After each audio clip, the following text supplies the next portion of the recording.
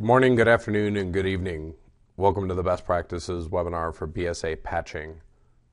This is a re-recording of the original session presented on the 5th of February 2013.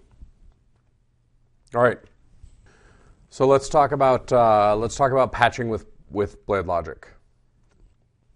So today we're going to talk about a bunch of the baseline language, terms, and concepts around patching. We're going to give you some of the fundamentals of it, and then we're going to go through a bunch of use cases once we're using common terminology. And lastly, we're going to talk about how to get started.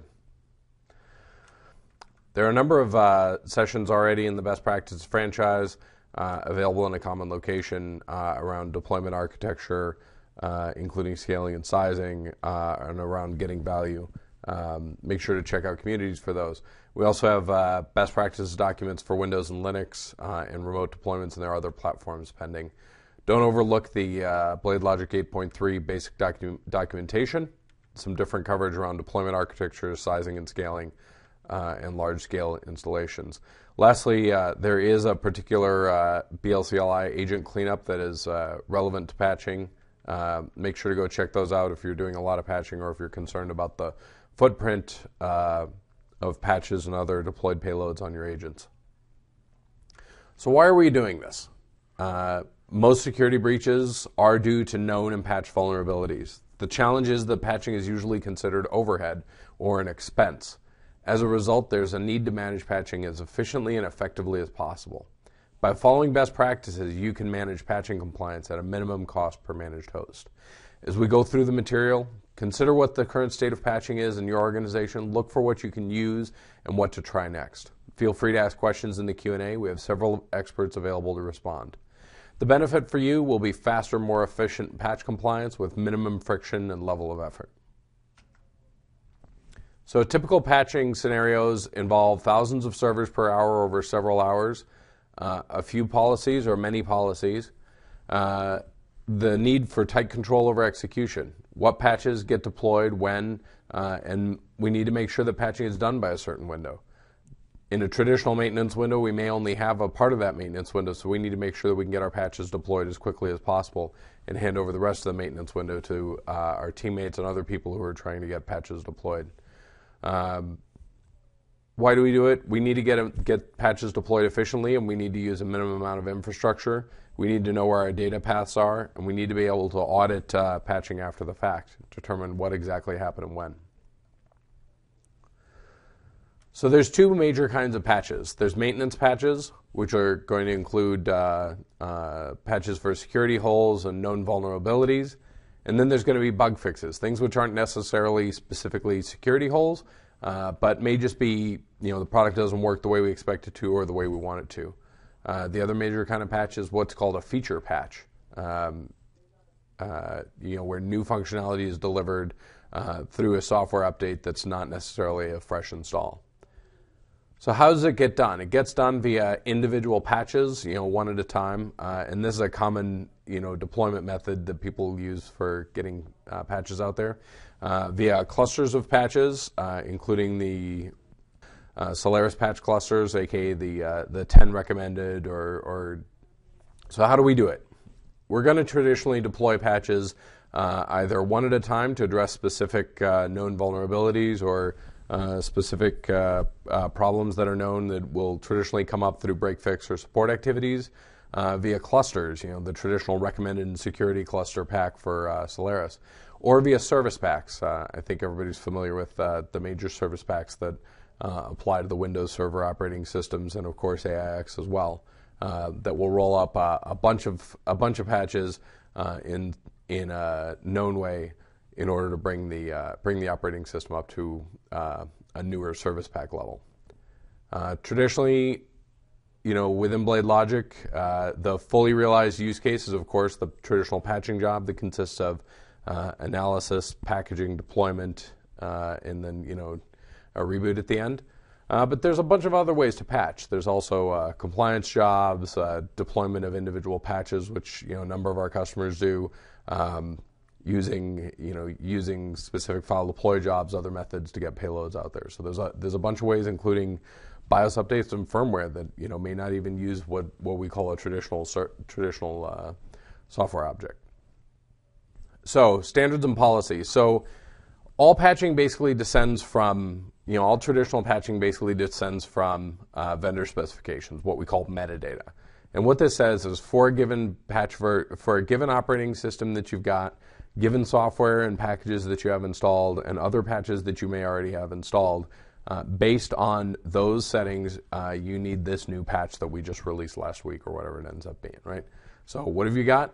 Therefore, what do you need? So what we do with BladeLogic is we take that metadata and we load it into what's called a patch catalog.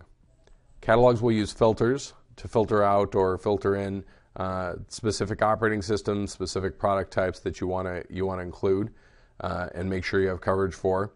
And then the metadata is basically going to be turned into what are called patch objects. On the Microsoft platform, it'd be a particular MS number or a Q number will correspond to a particular patch, a particular version of an RPM on Linux, and so forth. And those patches, being traditional objects in BladeLogic, can also have specific properties, including vendor criticality and even customer-assigned properties. Catalogs are traditionally built online, but for a number of reasons and a number of platforms, they may also be built from offline repositories, and we'll talk about that a little more later.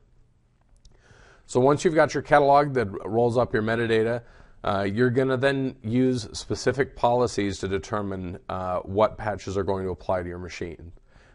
These are traditionally implemented through patch smart groups, which can, for example, include all of the critical patches, all of the medium patches in a particular date range, say in the last for the last month or the last 90 days, or all of the patches up to a certain date. Again, this is where our properties are going to come in. And we're also going to use include or exclude, what are commonly also called white and black lists, where we may say we want a specific set of 10 or 11 known patches, or we want to make sure that we keep a certain patch that's known to cause problems to our production environment out of our environment. So from an analysis perspective, we have our policies, we have our include-exclude list, and we have our checkboxes, which are going to include or exclude things like security tools and service packs if we don't want to apply service packs. We're going to evaluate our servers according to that standard, and then we're going to determine what payloads we need. So we need to, once we determine we need a given patch, we're either going to acquire it from the vendor's website, FTP server, or via media that we already have. We're going to download it to the application server, and then we're going to package it up for deployment to the server, and we're going to then schedule that deployment.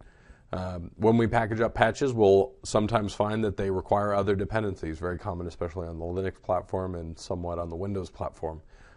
And we'll, of course, need to make sure that we include those dependencies in our packaging. Next, we're going to go out and execute the deployment according to a schedule that that matches up with our change policies, and we'll work within how our data center operates. There are specific settings for reboots, specific types of reboots, specific ways that patches need to be deployed, especially under Solaris. Many Unix platforms require that patches be deployed in single user mode. That's pretty straightforward, but you got to make sure you've got, if your organization has specific policies or particular ways that you want to use or not use single user mode, you have the ability to do that within the product, and we can definitely show you how to do that. So validation is pretty straightforward. What are we going to do? We're going to basically verify that the patches that we need to get deployed are deployed, and we're going to traditionally audit to the original standard. We can even go back and use the same patching job we used to patch the servers in the first place. What that's going to do is that's going to make sure that whatever patches we need to get deployed are out there, and now our servers meet our standard. Obviously, the next level beyond that is reporting. There are standard out-of-the-box reports that are going to show the number of missing patches in the environment, and make sure that our servers meet our standard at this time.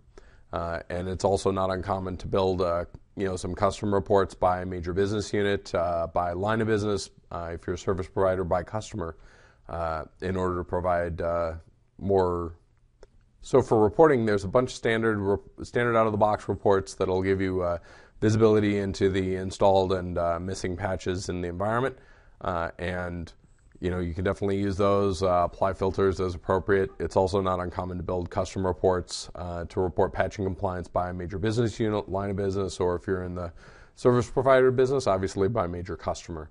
And that's also not difficult at all to do. So one of the things about this process is as deploying patches to a server can be sometimes a pretty significant change, it's useful to be able to integrate with ITSM change. If a business service has a problem or breaks after patching, the linking of the patch deployment over to your change function will make it a lot easier for people elsewhere within the organization to track it back to whether either the patching event or the reboot event or who knows what may have had an impact on the stability or availability of that service. So that integration is pretty straightforward. It's not too hard to set up, and it delivers a lot of value. So we talked a little bit about the different components here. This is kind of a diagram of how they relate to each other. So you're going to have your vendor that has your metadata and also has your payloads. Some of this content may also be acquired from an offline repository or traditional Red Hat DVDs or however. But you're basically going to acquire the metadata. The metadata is going to be stored in the catalog. And at such time as you want to acquire the payloads will be stored in a repository. The catalog update job is what gets that information from the vendor and into the catalog. So once you've got your catalog set up, you're going to filter it and you use patch smart groups to define your policies. Those are going to be consumed by a patching job. So your patching job is going to have multiple phases. You're going to have your initial analysis where you say, okay, according to our policy, what patches are needed on our specific targets. Once we know what patches are needed, we're going to build packages for the targets, as few packages as possible to make most efficient use of the job infrastructure. We're going to go create those jobs to deploy the patches out, and then we're going to execute remediation. We're going to run those deploy jobs against those targets, and it's going to run in multiple phases. And you can actually run these phases separately. You can do the simulate now, you can do the stage tonight or Friday night or Saturday morning or whatever, and then pull the trigger, as we say. Commit those patches for deployment inside of your change window. And then traditionally, on most of the platforms, there's going to be some form of reboot, unless they're very simple patches. Once you've gone through and executed your reboot, you're going to come back, rerun your patching job. That's going to do an analysis again, and then you're going to be able to report on the status of your patching. Now, there are customers that run this cycle multiple times, but these are the basic workflow that goes to a patching job. All right, so when you want to go stand up a new service offering based on patching, it's important to define your process. Figure out exactly what it is you want to do with your patching. Test it out in QA. Work all the bugs out. Figure out what a reasonable pace is going to be. Figure out what dependencies you have on your environment. Is your network available 24/7? Next, you're going to need to train your users, and that's going to include ride-along capabilities. Or that's going to include riding along with them as they start getting comfortable with patching. Once you've got it deployed into production and people are starting to do patching on a regular basis, of course, you're going to need to monitor that process to make sure that they're effective in getting the job done. And any difficulties that they run into along the way, may require further user education, may require some troubleshooting of your environment. You may learn something about how the environment works. So, like any other service that you would stand up, software deployment, provisioning, virtualization, it's important to not just throw the thing over the wall. All right, so let's talk about use cases. So the very basic use cases range in maturity from the very simplest use case, which is live browsing of installed patches. You go out to a specific box, user calls you up, they say, hey, do I have such and such patch? You say, let me go check. You go live browse out to the particular server, you go down through the list. Yep, MS 06-27 happens to be on this box. Great, no problem. Once you've live browsed an individual server, then you can get into the next level, right? You can say, I have 6 servers. My application functions correctly on 5 of them. It doesn't on the 6th. And why is that? And you can go do a one-to-one audit, right? Where you say, this server does work, the other server doesn't. We'll go do a straight-up audit. Right-click on the patches, compare the servers' patches to each other, and you should see some difference there. And if you don't, you'll keep looking at other configuration items that may be relevant. Obviously, within certain application families that may or may not have patches applied on a regular basis, you can go take a snapshot of the patches that are installed on a particular server, and in doing so, establish a gold standard. And then you can audit against that gold standard for however long you need to make sure that all the other servers in that app farm are patched, exactly as that server is. Obviously, there's individual patch deployment. Your end user calls up and says, "Hey, IBM technical support says I need such and such patch. Can we get that out on the server?" Very straightforward. As long as you have the software in your depot, pretty easy to get that software deployed out to your particular server. And a lot of customers will do this for specific application-related patches, initial requirements to install software, basically ad hoc tasks. Obviously, service packs are another thing. A larger software object that's traditionally not deployed through analysis, but may get applied across an environment according to a known standard. Obviously, there's always going to be a need to have visibility into compliance to standards. So if you're like most businesses and your minimum standard is critical patches within the last 30, 60, 90 days, no matter what tools you use to deploy patches, it's good to have good visibility. And BladeLogic does great at reporting on patch compliance across an environment. So even if your Windows admins are using homegrown tools, patching themselves, or just logging into all the boxes and running Windows Update, it's very useful to be able to get a single dashboard that'll show you patch compliance to the same standard across the board, or to different standards within different business units, but then what the overall picture looks like.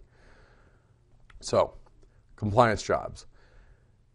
It's not unusual to use something like an extended object or a specific setting within a configuration file to go define that a particular piece of software needs to be updated. You're on version 7.7, you need to be on 8.0.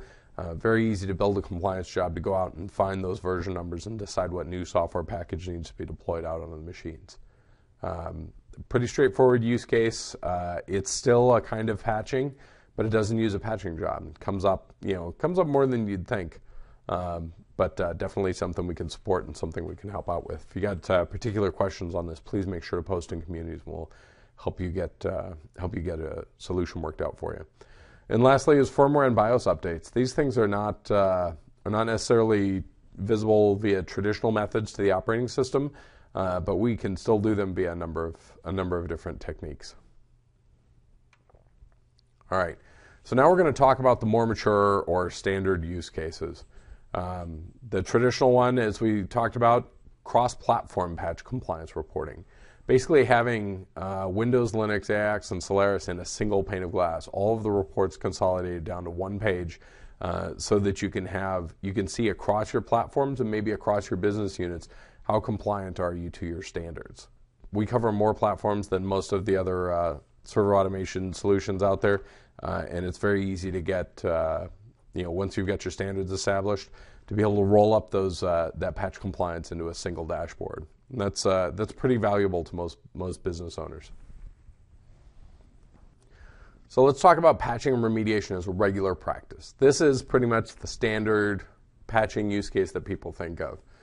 Traditionally, Windows is patched on a monthly basis within some amount of time after famous Patch Tuesday, also known as Super Tuesday.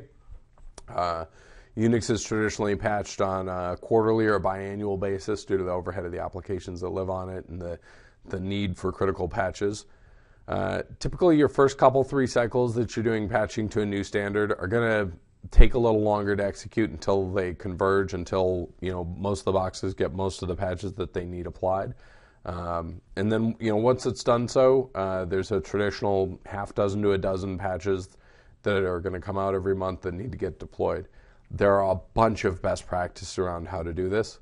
And the important thing to remember when you're thinking about doing this is it's not something you're just going to start doing on a Tuesday afternoon because you feel like it. It is going to require some training and some exposure to learn about the techniques behind it.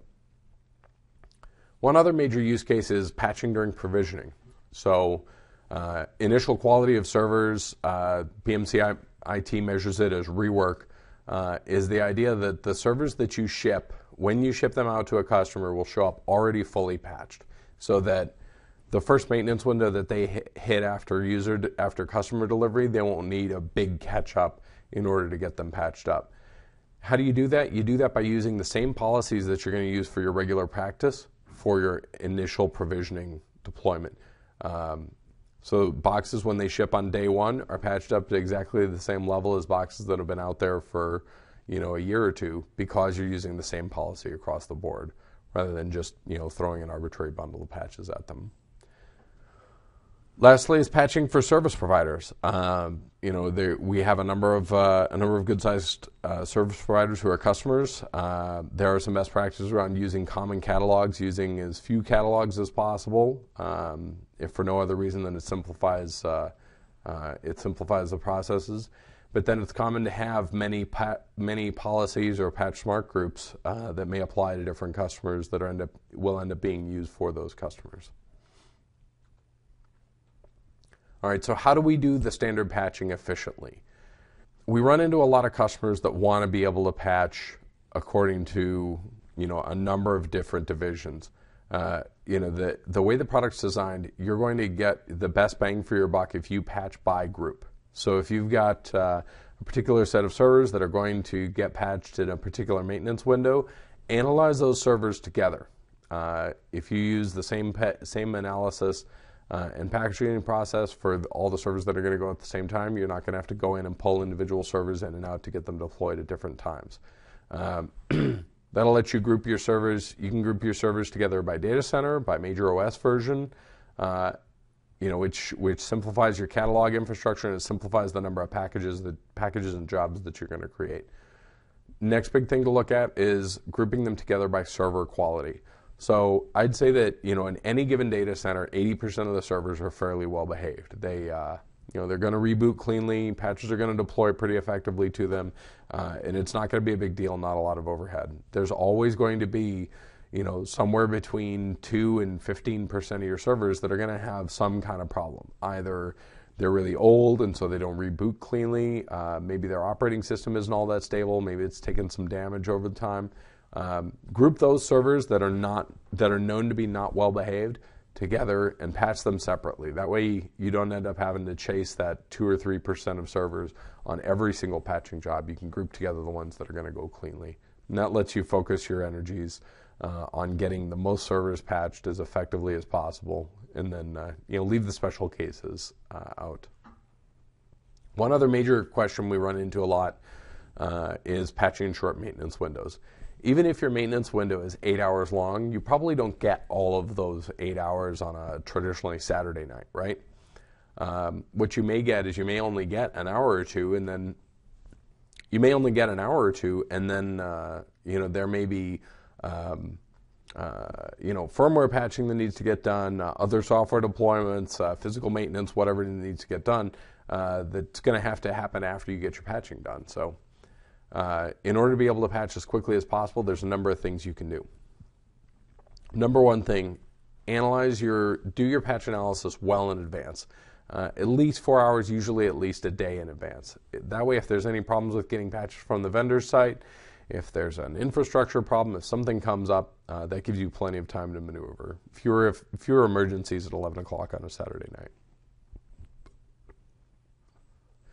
Next step, use the deploy phase by server setting in your deploy job. That'll let you deploy, if there's multiple patches that need to go out to a machine, multiple tracks of patches that need to get deployed to a server, they can run all the way through on a given server, and then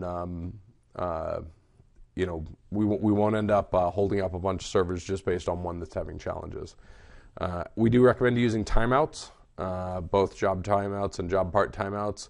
That lets you That lets you, if one server is taking a really, really long time or otherwise having some sort of major crisis, that lets you keep it from holding up the rest of the process. And obviously major job timeouts. If there's a reboot at the end of the process, you don't want to let the thing just run however long it takes and then reboot after the maintenance window. You want to make sure that whatever needs to get done gets done in a timely fashion. Traditionally, I'll run the simulate either immediately or as soon as possible in more change-sensitive environments. Maybe you run it after 5 o'clock. Maybe you run it inside of a short maintenance window that you have available. What that does is that reaches out to the servers, make sure they have the storage available to take the package, that the credentials are being mapped correctly. Goes and does a number of those little pre-flight checks before deploying patches, and the sooner you know that you've got a problem, the sooner you can do something to mitigate whatever that challenge is.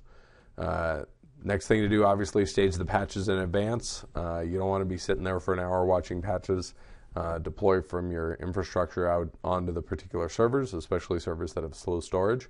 And then lastly, plan to commit your deployments as soon as the maintenance window opens. So if your patch window starts at, let's say, 11 o'clock or midnight on a Saturday night, you don't want to be watching stuff deploy for 2 hours. You want all the patches there and ready to go so that they can deploy, get done, and you can get your positive patch result and actually get some sleep yet that night. Obviously, it's pretty standard to reanalyze immediately after deployment. Once the patches are on the server, if for some reason there was a challenge with getting a patch deployed, or if there's now more patches that need to be done, whatever may come up, it's good to have immediate visibility while you're still within the maintenance window. If you need to take some other kind of corrective action, it's good to have visibility into that right away. All right, so from a reporting perspective, if you're doing reporting primarily, and as we said before, if you have a lot of different tools that are being used for patch remediation or patch deployment, if you've got a bunch of different teams using patch management or using different patching policies, we don't all need to compete with each other. It's good to have, as long as there's an established policy, it's good to have centralized reporting. Common step that we'll take on our way to fully automated patch management will be to do an audit across the environment. There are a bunch of customers, including service providers, where you have no control over your end users, where they're going to be patching a number of different ways, and being able to just get visibility into what their patching is from a basic security perspective can be very helpful.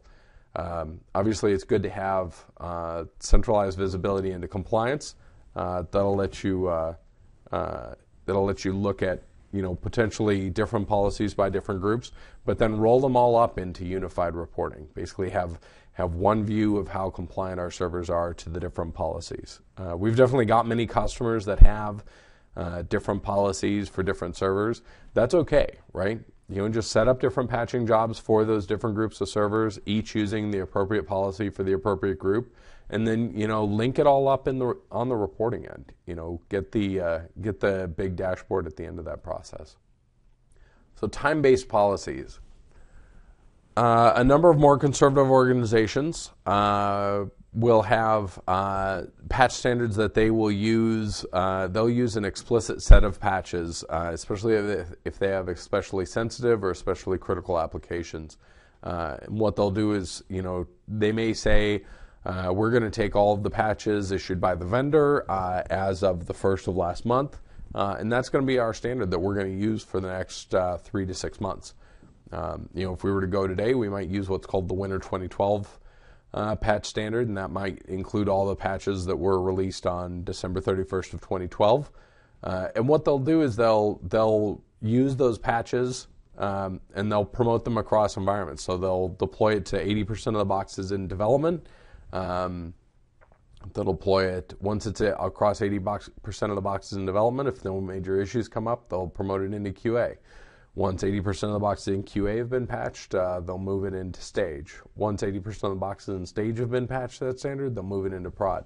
And what that lets them do is that lets them get as much exposure as possible to how their applications are going to react before actually rolling it into production.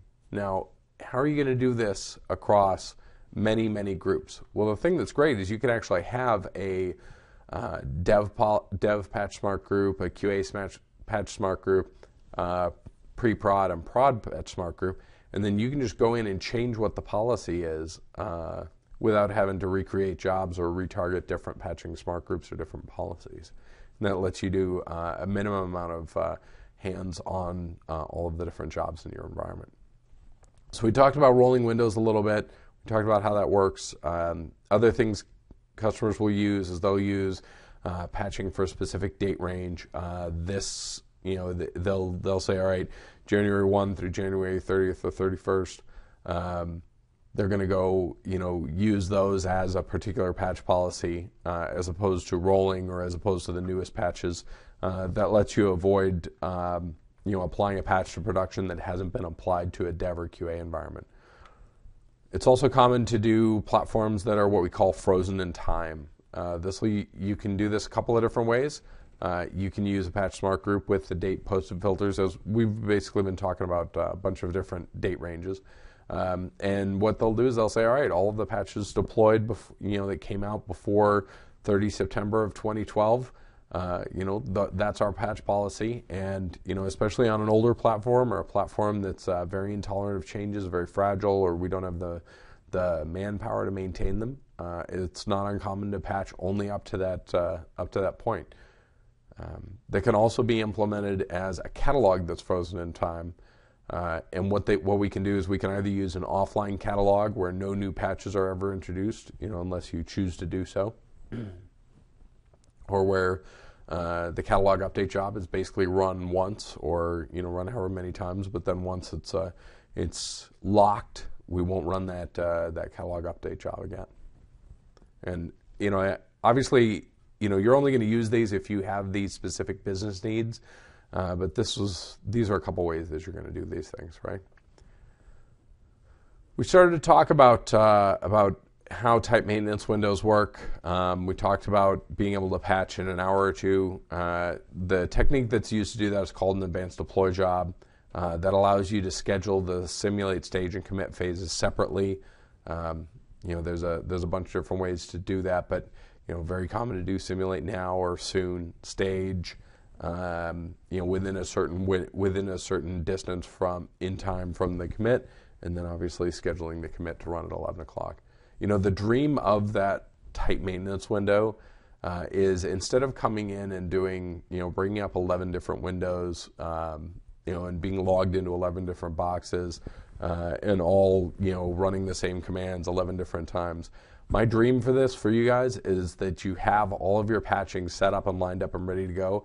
And when your maintenance window starts, you come in, you look at, obviously you're online, you're making sure that everything's up and ready to go beforehand.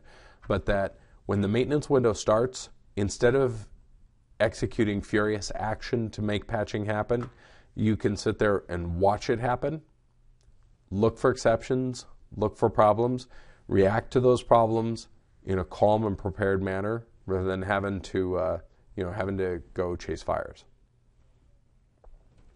Obviously, we have many customers that have many maintenance windows, or we have some customers that have many maintenance windows. There's a customer I can think of that has over 1,000 targets, but they've got almost 100 maintenance windows. That means that they may be patching as few as 4 or as many as 50 servers in a particular 1 or 2 hour window.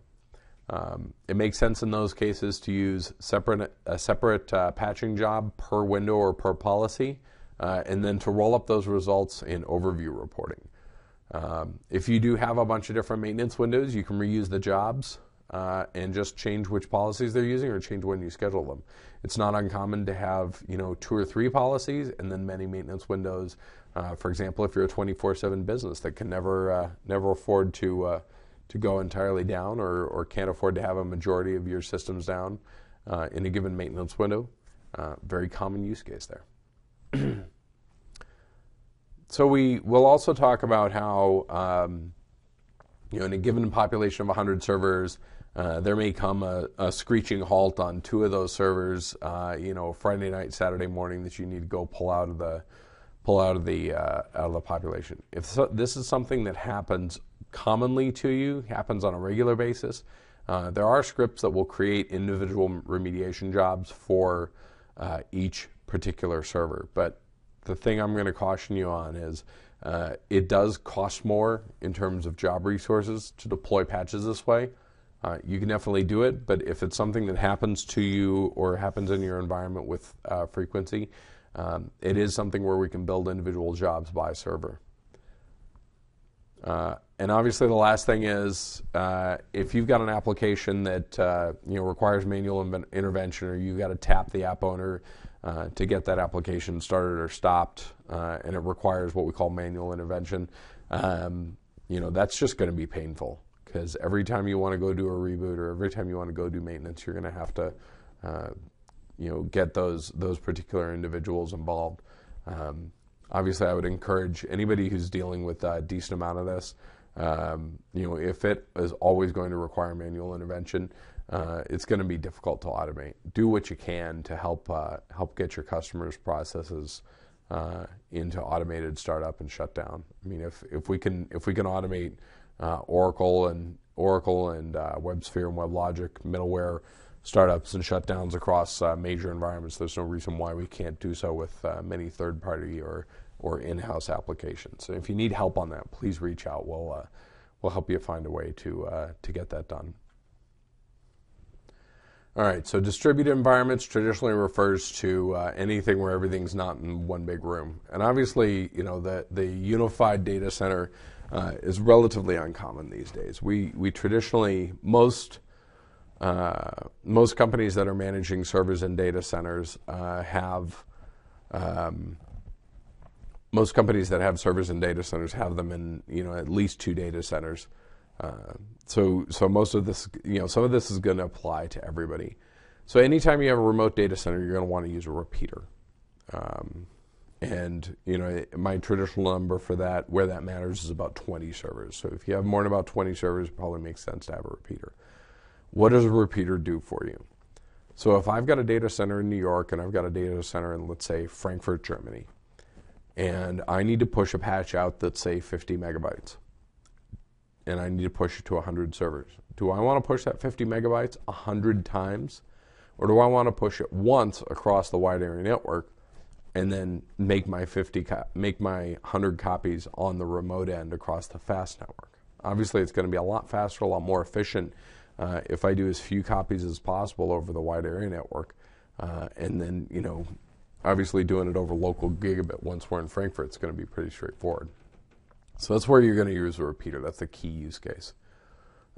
If you have very high latency remote sites, as sometimes happens with service providers, as sometimes happens with data centers that are maintained in various places in APAC and Africa and some different places in EMEA, it may make more sense to use a remote patch repository where all of the payloads are available on the remote end, either acquired via offline downloaders or verified via file deploy job audits. And at that point, your patching jobs are just going to build from the payloads. They're going to specifically refer to the payloads in the remote data center. And all you're going to push across your wide area network link is the instructions of which patches to use. You're not going to push any payloads at all.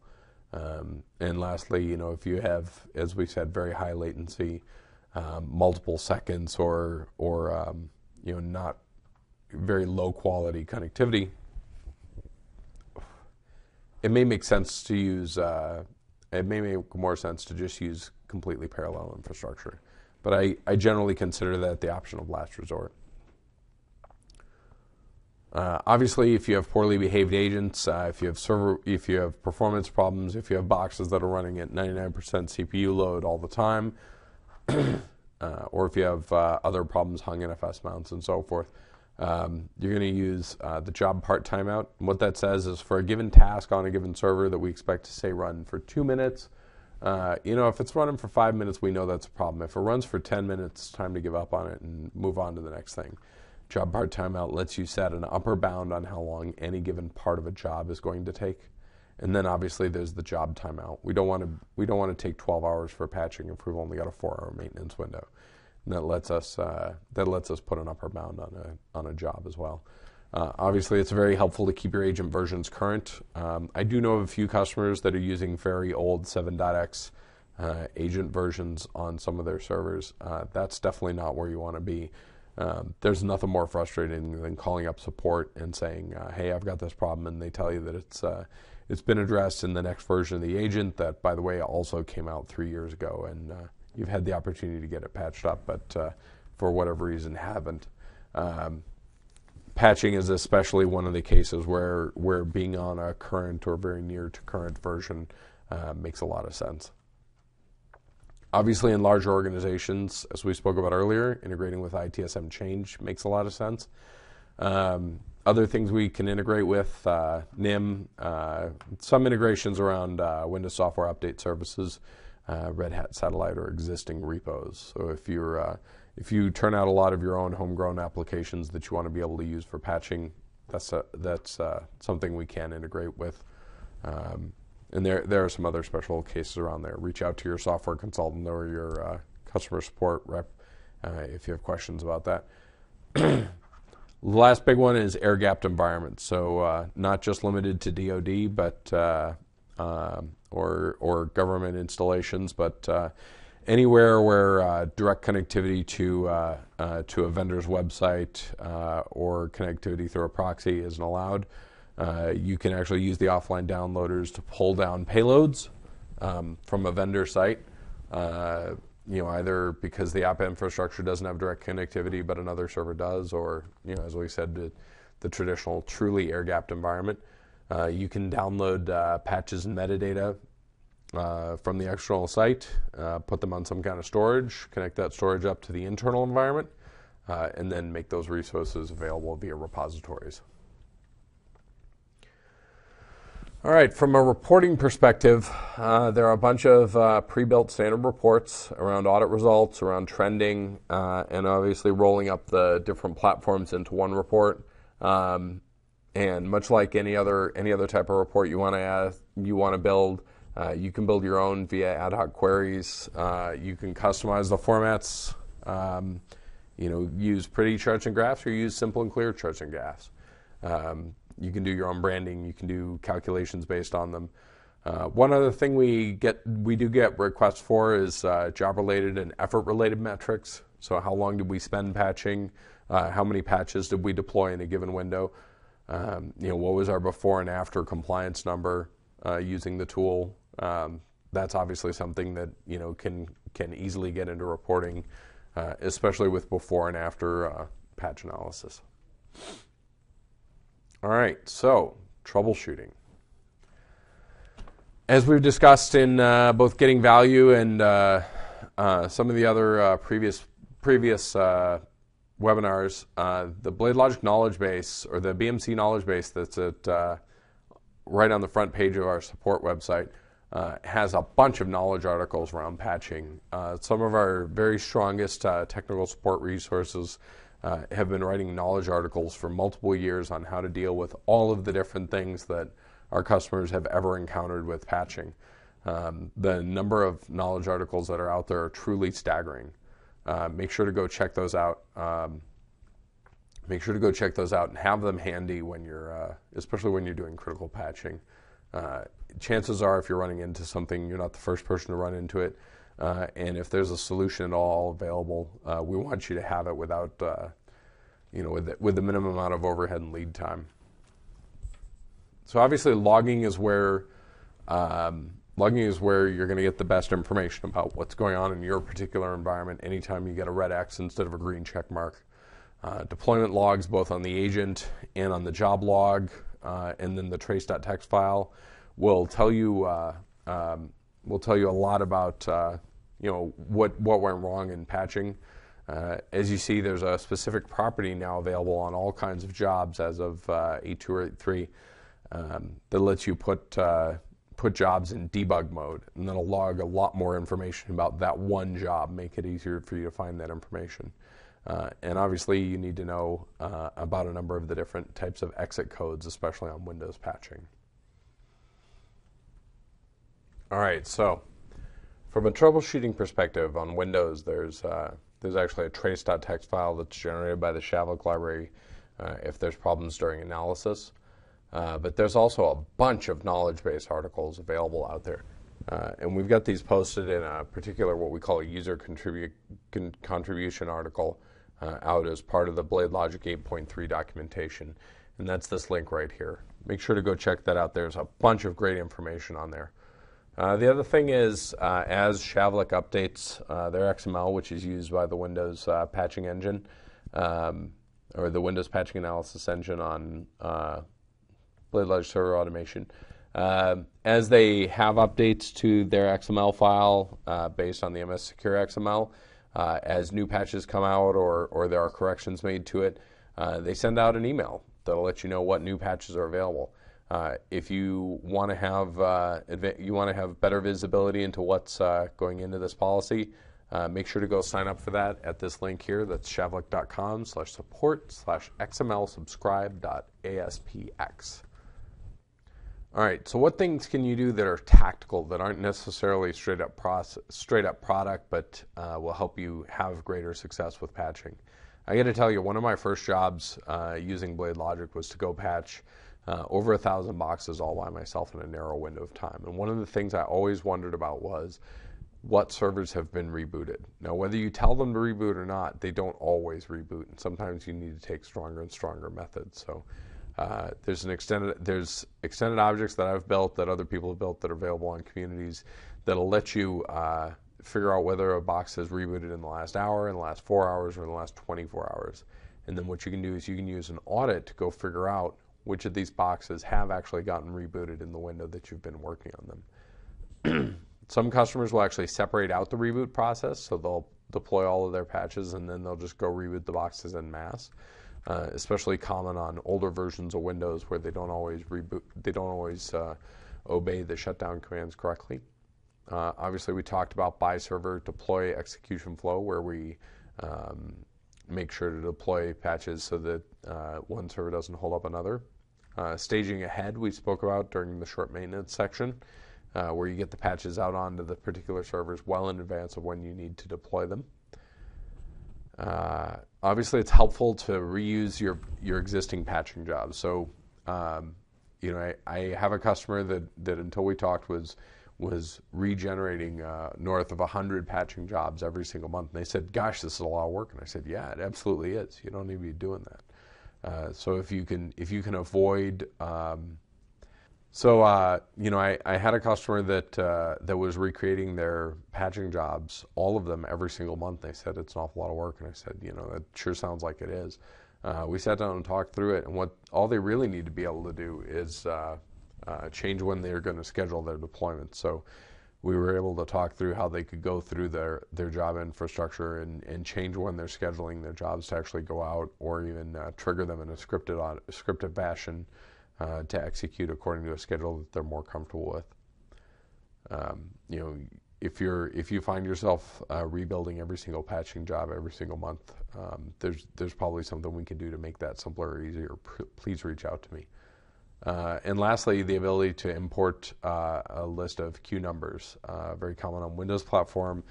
These refer to specific Microsoft patches by number. And it is not unheard of to have a list of, here's the 15 queue numbers we're going to use this month. Those can be imported right into a patching job to be used as a whitelist. All right, so there's a thing called the offline downloader. And as we talked about, for air-gapped environments or customers where, for whatever reason, the BladeLogic infrastructure does not have access to the internet, not even through a proxy, the offline downloader is very helpful.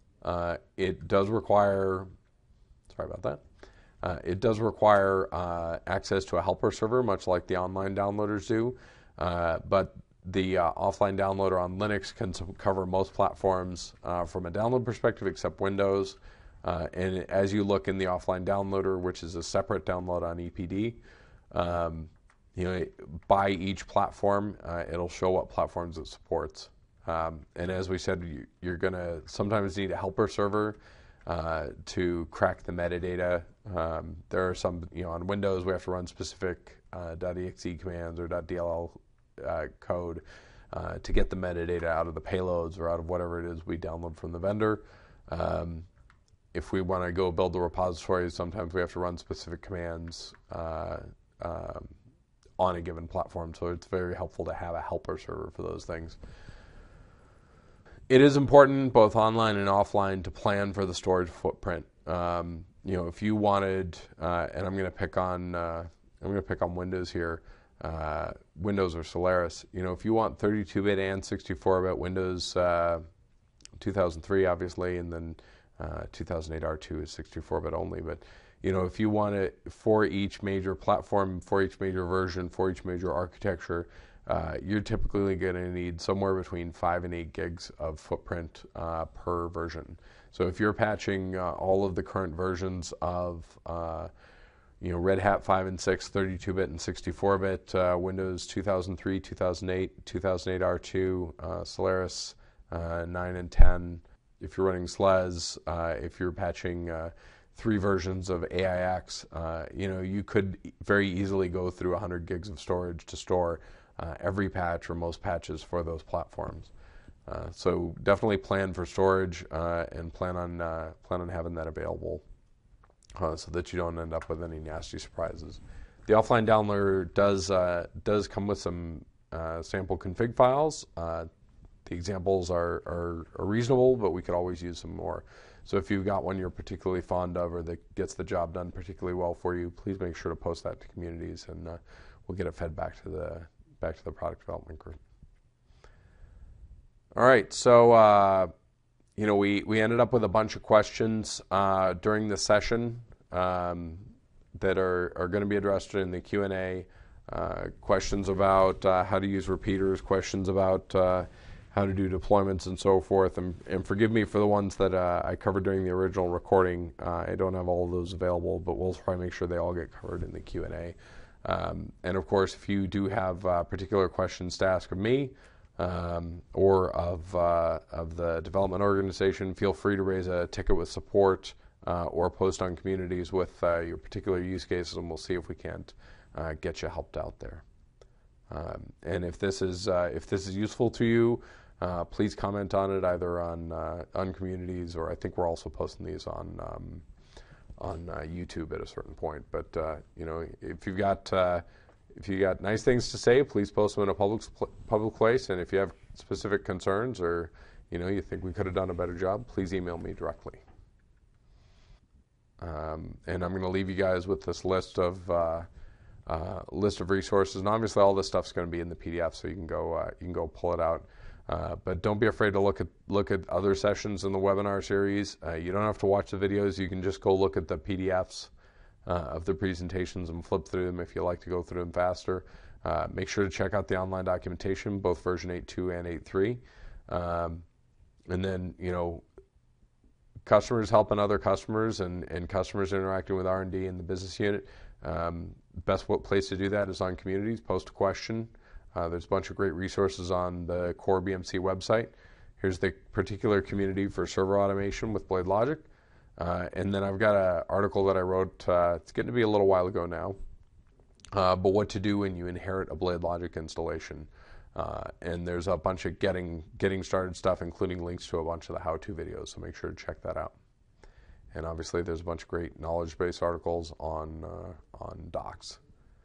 So thanks for watching the webinar. Please, go look at the PDFs, go click on some of those links, go look in the knowledge base, go look on community, see what we can do to help you out.